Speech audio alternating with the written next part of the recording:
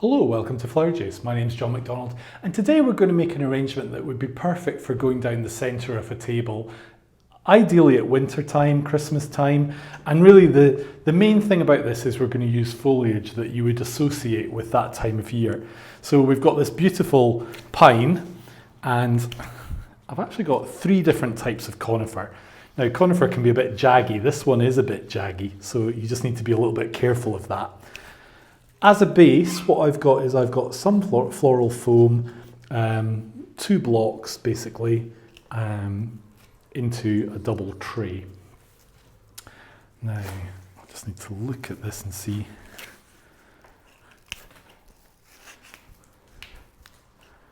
It's a little bit messy, and actually it is a little bit prickly. But the great thing about this type of foliage is that you could actually make your base well in advance of when you might need it. So if you were going to make like a table design, you could make this, and the best thing to do is actually just leave it outside. Leave it outside where it's going to be cold, it's going to get wet, and nothing's going to happen to it. It's going to be quite happy. Even actually, if you're cutting greenery like this, if you leave it outside, it'll be more than happy until you need it. That's assuming you don't live in Arizona or somewhere really, really hot. But I mean, your normal kind of like winter weather, it'll sit outside fine. So all I'm doing is I've created the length that we want, and then now I'm going around the edges, making sure that we've got a good coverage here, but also that it's coming down and we're not really seeing it onto the table neither. Now, I've got this other really nice conifer, and this is more of a kind of silver pine, which is beautiful. And again, it's a bit spiky, but that's fine. I can live with that. The thing is, if you've got a nice big table, this could go right down the center and you wouldn't necessarily need to touch it. If you are making this for a table design, then what you need to do is just keep in mind that people are going to be sitting opposite each other. They still need to be able to speak to each other. So don't go too mad or too high, because you might find that you create a problem later on because of that. Now, this would be quite nice if you were to put in some church candles, or you could even put in some baubles or different sort of decor. But what we're going to do is we're just going to concentrate on how you make the actual design, the actual base. And then if you want to add your own decor, then that's not a problem at all. In fact, that's part of the fun of Christmas. And you can really add things that you wouldn't have at any other time of the year. So if your thing is all natural, cones, brilliant. If you want to have reindeer chasing each other right down the table, that's fine as well.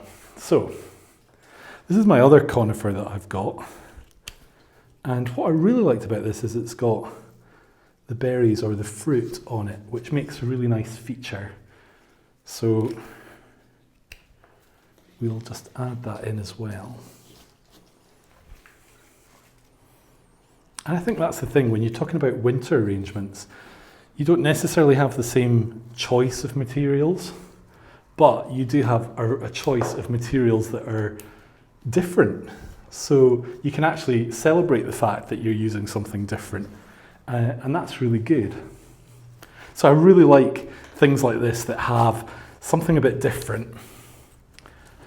And what would be quite nice on this would be, you get eucalyptus that has berries.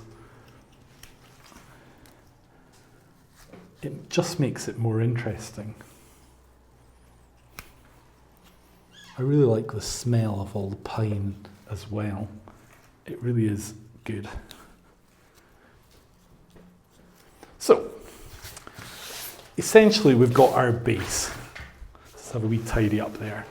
And it's long, it's low. Just going to bring that in a little bit. But this creates the perfect base for adding in whatever flowers you want to add. Now, what I've got is I've got some beautiful red roses, and you can change this. If your colour scheme is white and silver, then go with white. It's not a problem. The way of making the actual arrangement will be the same. So we can just pop this in. And the way that we're making this as well, you could literally make this with artificial as well. The method would be kind of similar. So if you're thinking, I don't want to really go and buy so many beautiful fresh roses, well, why not use some artificial ones? But keep the base fresh, keep the greenery fresh. This wet base will help keep that pine lasting for a long time, which is good. So what I really want to do is just put one rose really to give us like the center of our design, and it is worth just checking and seeing everything from every angle. So what we've really got is we've got a central one, and then we're staging things out from there, and that's a really good method for spacing your flowers. If you're not sure how you want to do it, everything is really going to radiate out from a central point, so it can radiate up, it can radiate along, and it can radiate out on those angles, and then backwards or forwards from there. And that's a really good way of thinking about an arrangement, how it works.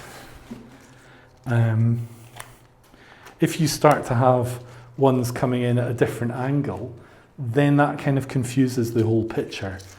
And your brain kind of goes, that's not right, that's not. It doesn't sit so comfortably with your mind. The other thing we want to do as well is we have to remember that if we're sitting down at a table, our view of angle is going to be right in at the side. So for all I'm looking down on this and it's looking really, really good, we do want to get a few roses low down so that we can enjoy them from the side as well.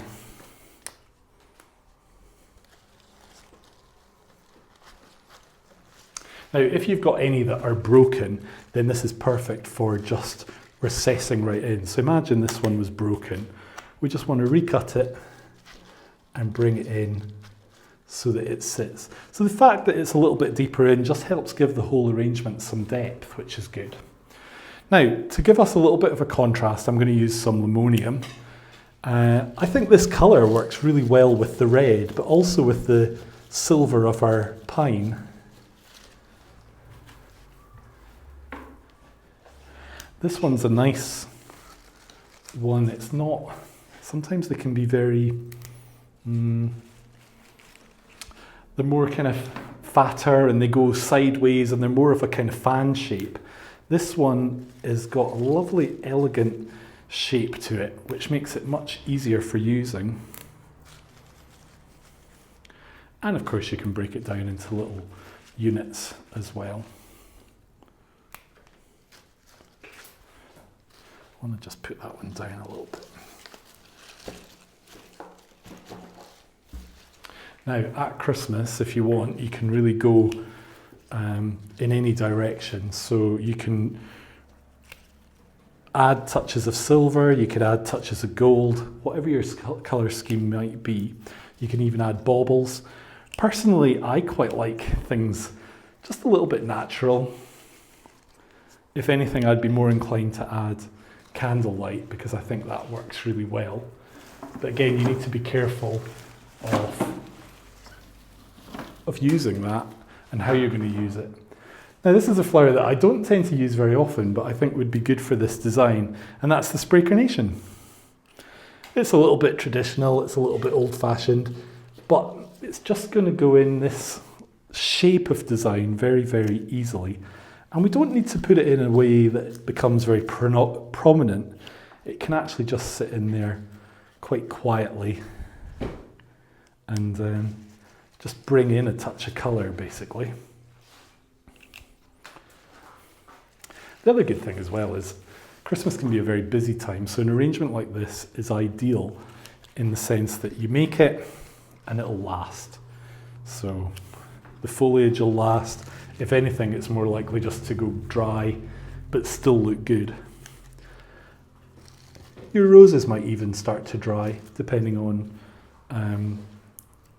what's happening in your house, like temperature-wise, etc. So the carnations just work really well with that. And I think for some people as well, it's a very traditional feel for Christmas or a very traditional look, and there's nothing wrong with that. When I worked in a hotel, we found that our guests really liked Christmas to stay the same because it's a traditional time. It's not necessarily a time when they're expecting things to be different. They want it to be the same as the year before. They want it to be traditional. And that's lovely. So, we've got our good red ones in. And as a little highlight, I've got these beautiful eringium. Now you can get these sprayed silver, gold, especially this time of year, the kind of seasonal time of year.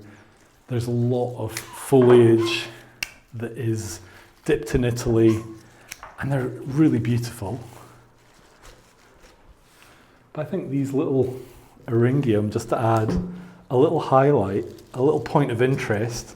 So whereas the carnations keep it traditional, the thistles take it again in a different direction and make people think, oh. And in a way, it's a little nod to Hogmanay as well. So, where we recessed the rose on that side, we can recess the thistle on this side.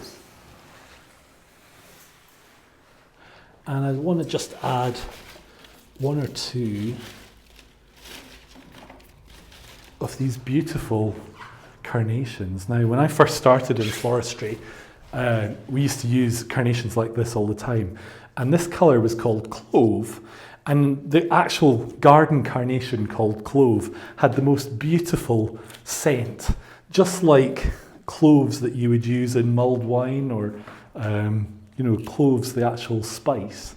So I like this one because it reminds me of a flower that was there right at the start of my journey into floristry. And again, it's a really good lasting flower. Carnations are good lasting anyway, but this particular colour I've always found to last really, really well. And just adding that richness of colour into our design, I think gives it another element. No.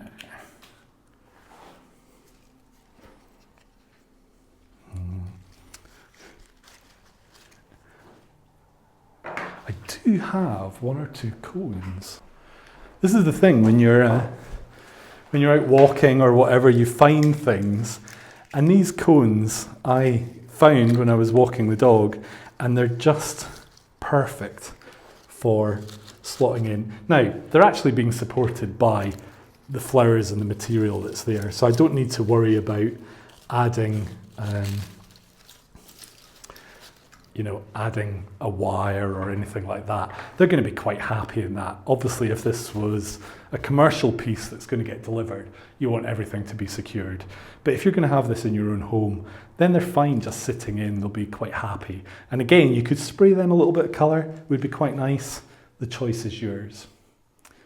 So I hope you've enjoyed our rather large table arrangement for today. I think you really would need to have all the family round to accommodate this design, but a really beautiful traditional Christmas table centerpiece.